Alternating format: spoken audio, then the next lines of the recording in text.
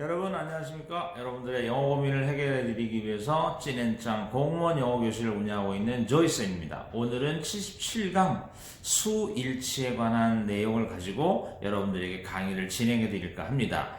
수일치라고 하는 것은 가장 기본적으로는 문장 전체의 주어와 문장 전체의 서술어가 어떻게 수적으로 일치할 수 있느냐 이런 것을 다루는 반면에 지금 우리 강의의 주제는 관계대명사가 유도하는 형용사절에 대한 내용이니까 그렇다면 형용사절에서의 수의 일치란 과연 어떤 형태로 접근해야 할 것이냐 하는 그런 것을 주제로 오늘 강의를 진행해 보기로 하겠습니다. 다시 한번 말씀드리지만 오늘의 주제는 수의 일치 문제를 유발시키는 단어는 무엇이 있느냐.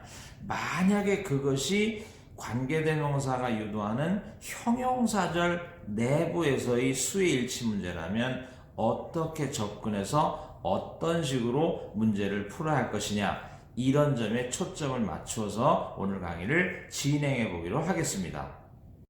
자, 이제 오늘은 77강 이런 거죠. 그래서 77강 문법 문제 중에서도 수일치에 관한 내용으로 여러분들에게 강의를 진행해 볼까 합니다. 문제 유형은 지금 공무원 시험에 나오는 밑줄 친 유형의 문제입니다. 그랬을 때 우리가 밑줄 친 유형의 어법 문제는 어떻게 접근할 것인가 이 점에 대해서 이제 그동안 한 서너 차례 여러분들한테 지적을 해 드렸는데요. 우리가 다시 한번 해보면 다시 한번 밑줄 친 유형의 문법 문제가 나오면 그 밑줄 친 내부에서 우리가 문법 성향이 있는 단어를 발견해 보라. 이런 말씀을 먼저 드려서 문법 문제는 어쨌든 단어 위주의 문제 풀이를 한번 해보도록 애써보라. 그랬을 때 example.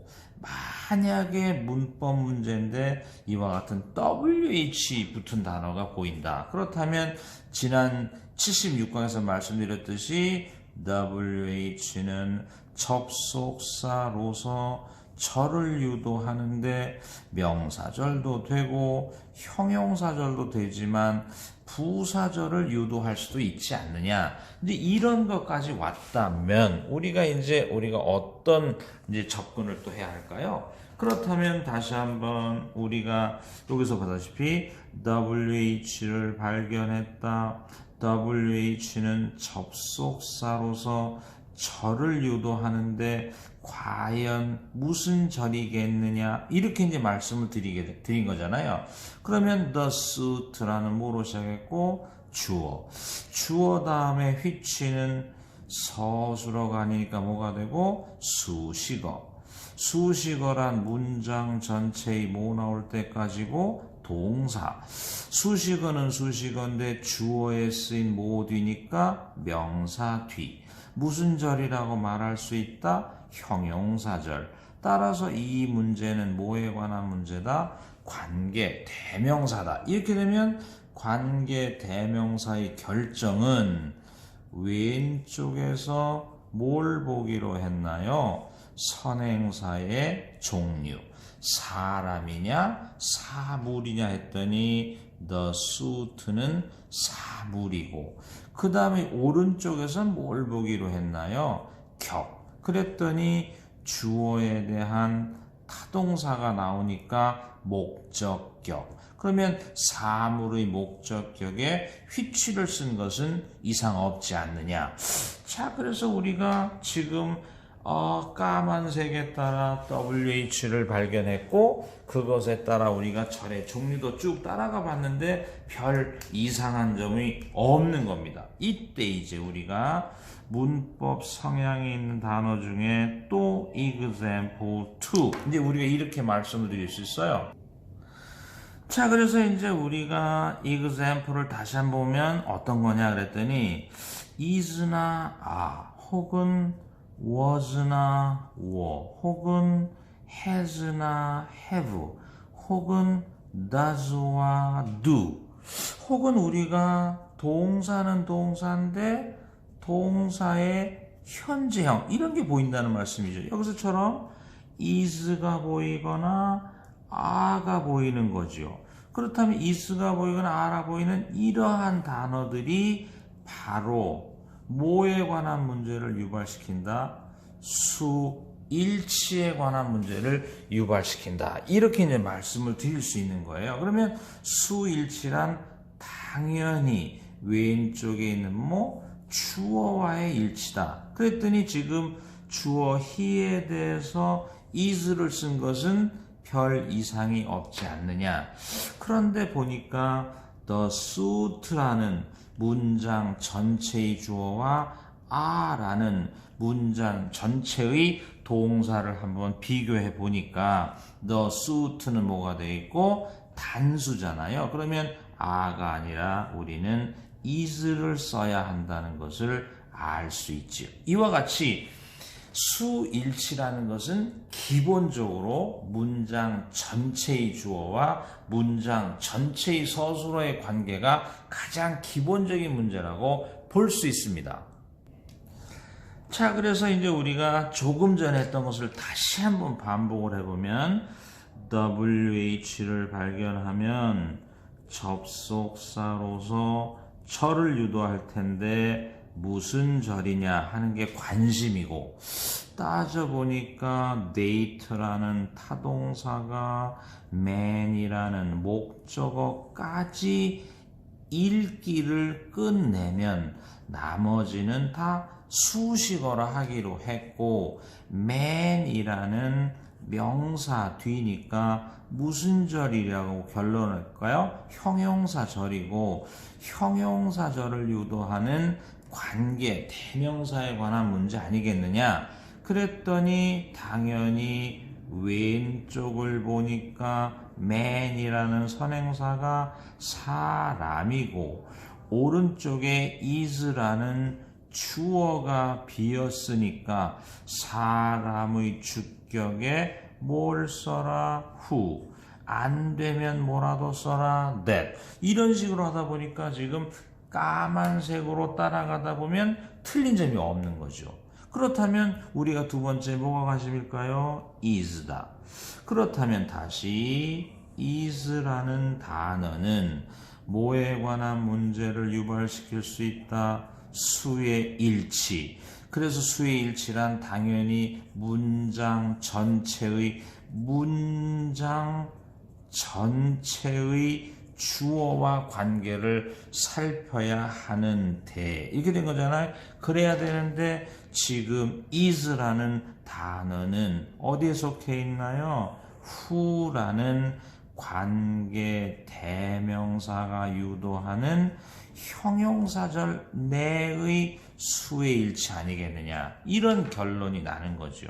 그렇다면 다시 형용사절 내 관계대명사가 유도하는 형용사절 내의 수의 일치는 뭐하고 할까요? 바로 문장 전체의 주어가 아니라 선행사의 수에 일치를 해라. 그렇다 보니까 지금 선행사가 뭔가요? 지금의 선행사는 man이 돼 있고, man은 복수기 때문에 is가 아니라 우리는 무엇을 써야 할 것 같다? 이런 식으로 우리가 수의 일치 문제를 유발시키긴 했으나 그것이 문장 전체의 주어와의 관계가 아니라 형용사절 내의 일치 문제이기 때문에 선행사하고 하라, 이런 말씀을 드릴 수 있습니다. 자, 흡사한 유형의 문제를 한 두 문제만 더 풀어보기로 하겠습니다.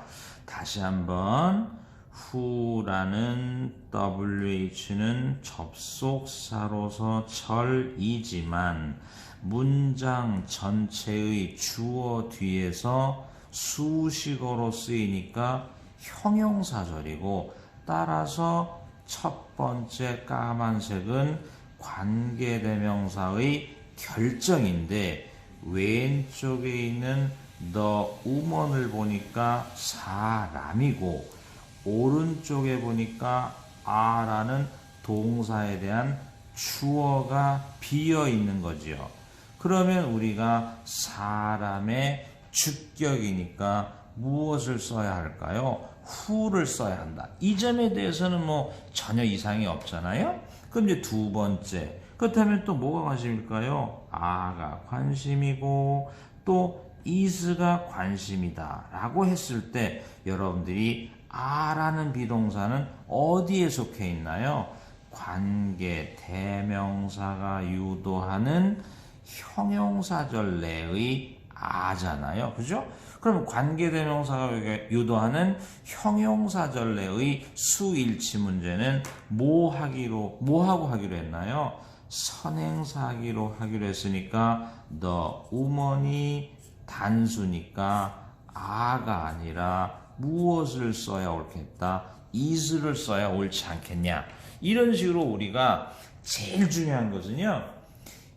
수의 일치 문제를 유발시킬 수 있는 단어들에 항상 집중하고 있으라는 거죠.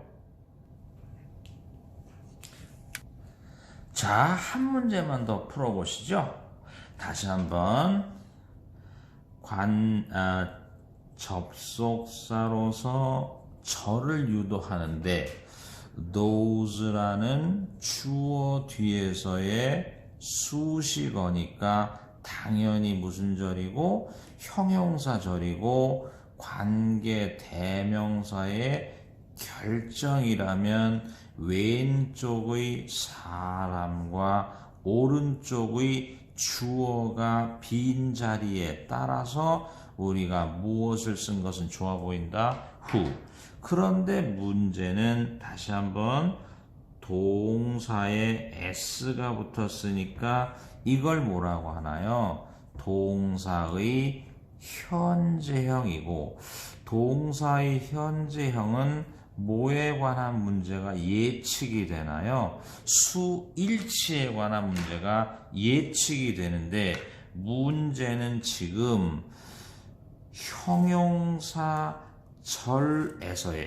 형용사절에서의 수일치 문제는 뭐 선행사 those가 복수니까 따라서 복수에는 동사에 s나 es를 붙일 수 없는 그야말 맞다나 own을 써야 되지 않겠느냐 이런 식으로 이제 말씀을 드릴 수 있습니다.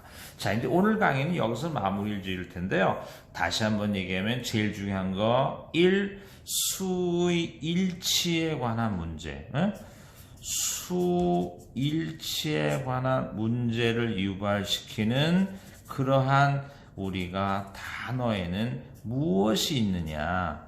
그렇다면 수일치라면 문장 전체의 무엇을 찾는 일이 중요하냐. 그 주어의 수를 따져야 되는데 오늘은 관계 대명사가 유도하는 형용사절 내에서의 수일치 문제도 있지 않느냐. 그러면 관계 대명사가 유도하는 형용사절 내의 수일치는 뭐하고 해라? 선행사의 수에 따르라. 이런 말씀을 드립니다. 자, 오늘은 여기까지 하겠습니다.